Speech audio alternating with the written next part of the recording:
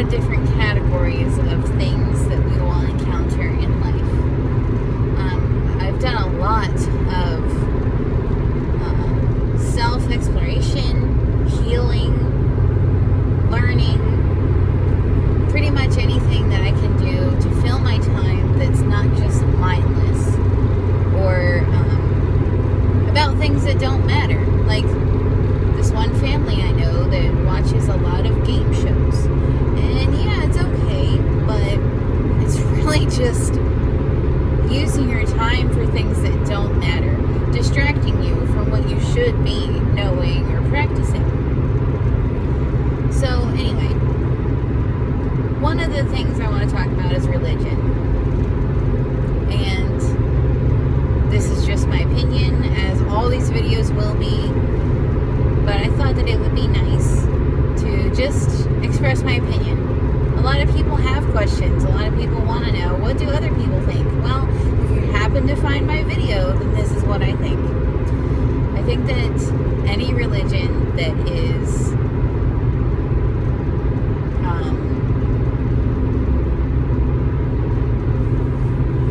pause there. How do I want to start this? I think that religion can confine people to live their life a certain way. And some religions have great morals and things that people should do because it's good to live by, like be kind to your neighbor, treat others as you'd want to be treated yourself, being respectful, not killing people. There's a lot of good things, okay?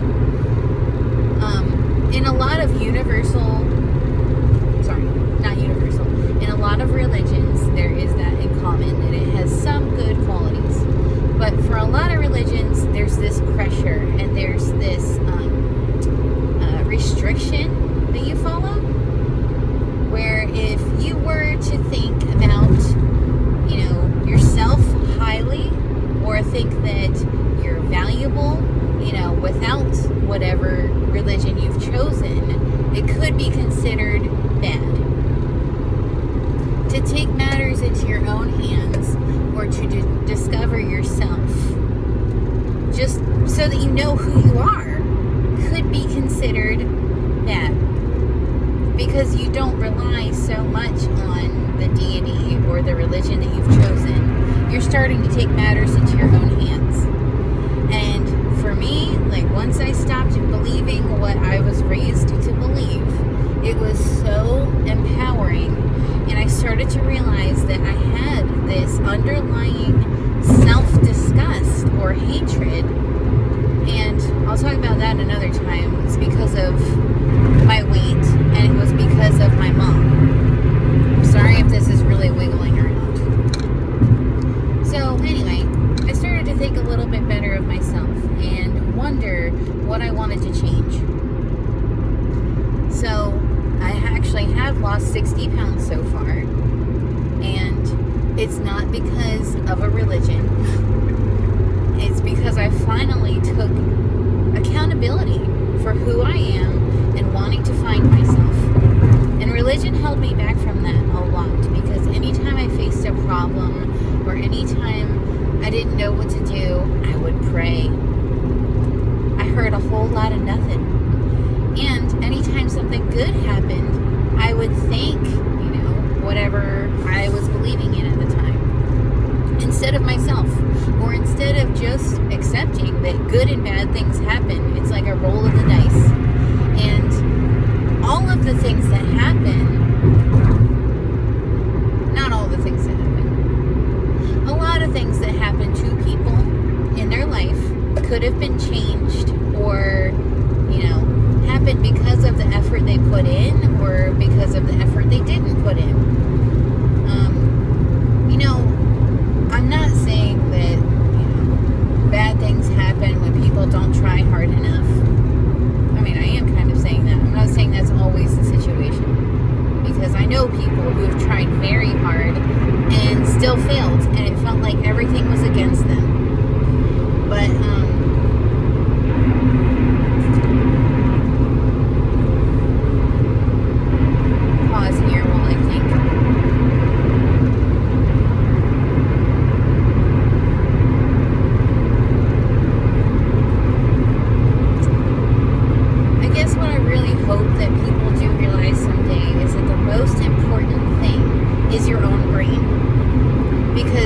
that is what feeds you your emotion. That's what convinces you that things are true or things aren't true. Your brain has all of the power for every human being. So if you feel like somebody's wronged you, or if you feel like something happened to you that you wish didn't happen, that's okay. You can't blame the person for messing up because they're only human. Everybody messes up sometimes.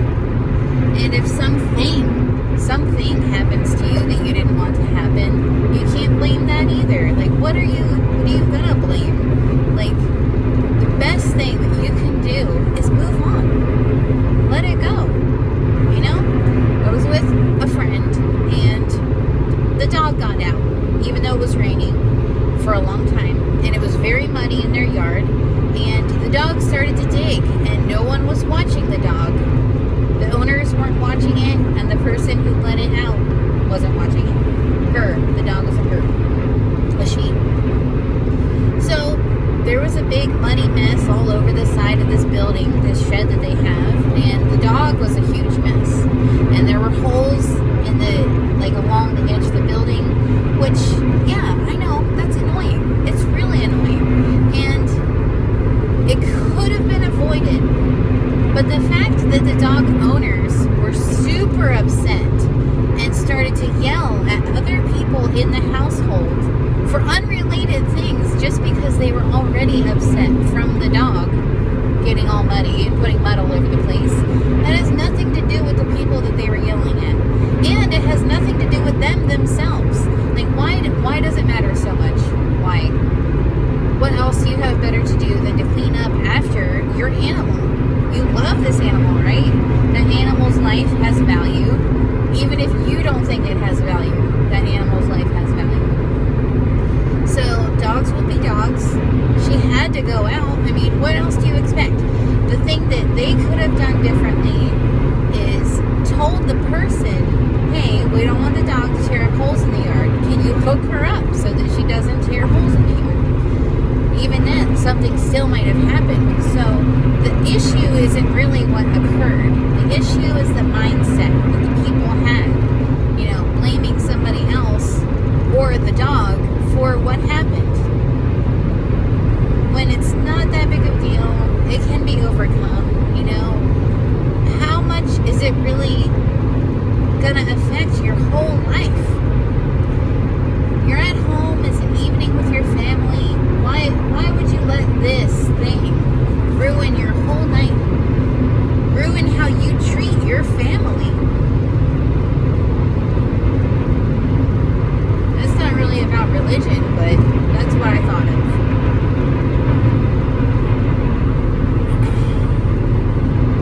People like to look to something to either blame or have hope in. But what if there is nothing except yourself? What if there's nothing to hope in or to blame except you? Yelling becomes kind of unnecessary. Some self-examination, like who you are, what are your values? That kind of, it makes you think. When you don't have religion or something to look to, there's only you. And obviously the people around you. But you can't control them. And you can't blame them. And you can't train them. People will be who they're going to be. And the best thing that anyone can do is to just be self-aware. To pay attention to your mind. Your mind's going to have thoughts. And your mind is going to feel scared, feel all kinds of emotions. But none of the thoughts or feelings that one person has is fact. It is all interpreted in your mind as something that someone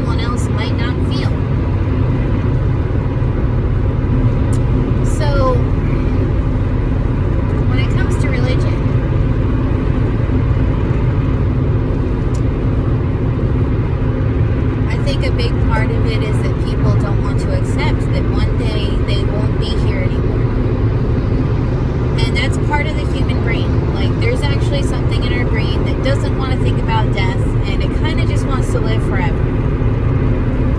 Totally get it. I feel that way too sometimes. But when you think about death, think of it as nothing. It's not good. It's not bad. You don't feel, you don't see, you're nothing. Just like before you were born. You don't remember that. You don't really have preference about it. Death only affects the people that survive after you. The people who used to know you are the ones that are really hurt and really disappointed because they like you. They wanted you to be around. So the key to that is don't be afraid to die. It's going to happen anyway. And accumulating materialistic things or wealth or whatever you want isn't going to make you stay longer, and it isn't going to make you happier.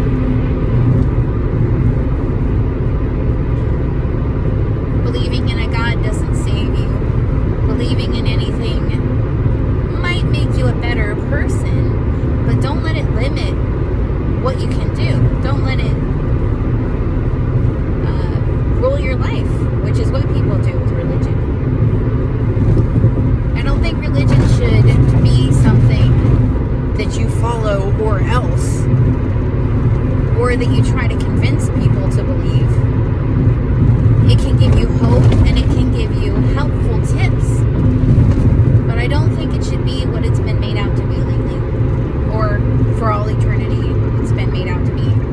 This thing, like do this or this happens. I think what we need to be practicing is honoring the people that you're near.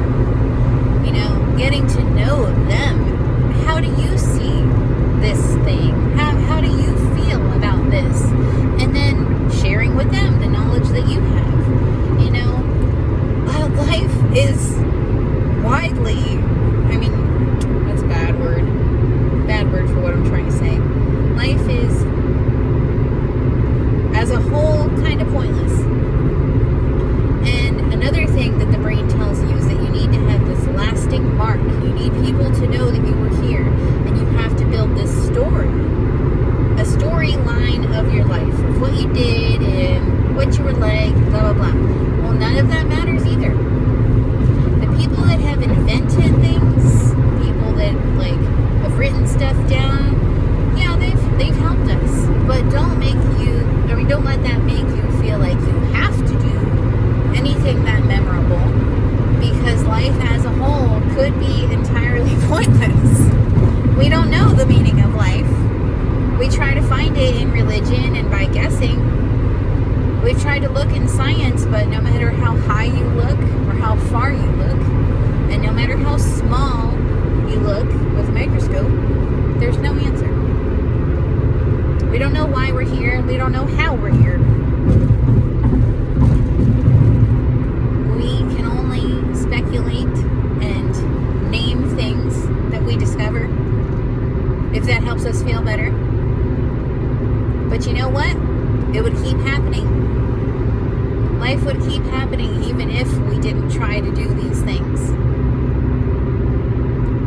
And I think a lot of energy and a lot of resources could be saved if people didn't try to accumulate things or figure stuff out or leave a mark.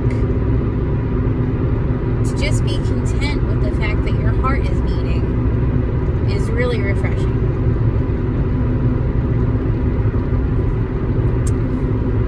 I'm trying to think if there's anything else I want to say about religion.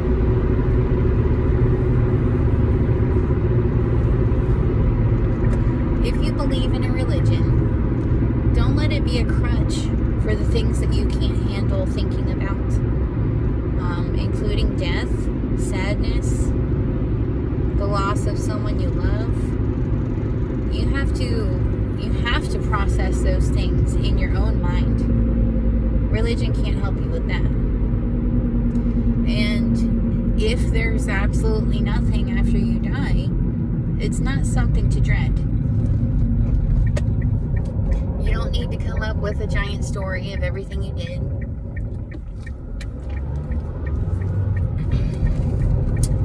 If the afterlife does exist, then I think it wouldn't be based on your actions on earth. I think it would be based on how you treated people. Maybe not even that. Well, it's hard for me to even say because I don't believe in an afterlife. I really just think that it's nothing, just like before you were born. And death is the hardest on the people you leave. But it even shouldn't be for them because now they know that they have the memories that they have with you. Sorry, wrong lips. They have the memories that they had with you, and that is how you stay alive. It's about the people that you were closest to, the people that you most impacted. They don't measure things by your mistakes. They don't say, "Ooh, I wish that she would have done this while she was alive." No, none of that.